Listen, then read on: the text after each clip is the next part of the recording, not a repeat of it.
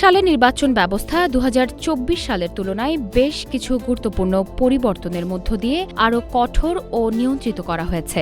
নির্বাচনকে সুষ্ঠু, স্বচ্ছ ও গ্রহণযোগ্য করতে গণপ্রতিনিধিত্ব আদেশসহ আচরণবিধিতে একাধিক সংশোধন আনা হয়েছে। জীবন অবাক না করলে কে করবে? 28% মিল্ক ফ্যাটের অবাক করার সাথে ফ্রেশ মিল্ক পাউডার। জীবন অবাক করুক প্রতিদিন। গণপ্রতিনিধিত্ব আদেশ অনুযায়ী ২০২৫ সালে নির্বাচনী আইনে গুরুত্বপূর্ণ সংশোধন আনা হয়েছে। এর মধ্যে অন্যতম হল না ভোট বিকল্প পুনরায় চালু করা হয়েছে। এখন কোনো প্রার্থীকে পছন্দ না হলে ভোটাররা তার বিপক্ষে না ভোট দিতে পারবেন। একই সঙ্গে আদালতে পলাতক ঘোষিত কোনো ব্যক্তি নির্বাচনে অংশ নিতে পারবেন না, যা নির্বাচনকে আরও আইনানুগ করার উদ্যোগ হিসেবে দেখা যাচ্ছে।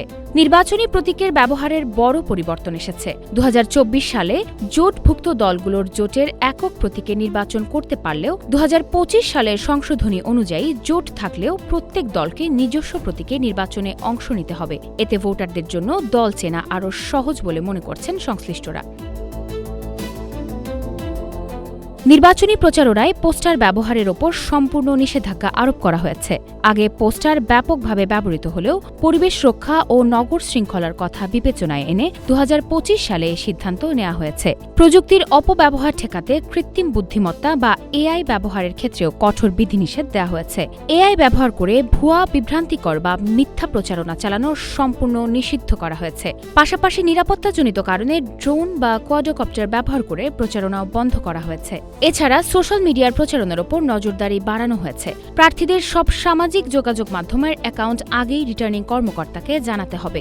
আচরণবিধি লঙ্ঘন করলে সর্বোচ্চ ৬ মাসের কারাদণ্ড, ১.৫ লাখ টাকা জরিমানা, এমনকি প্রার্থিতা বাতিলের বিধানও রাখা হয়েছে।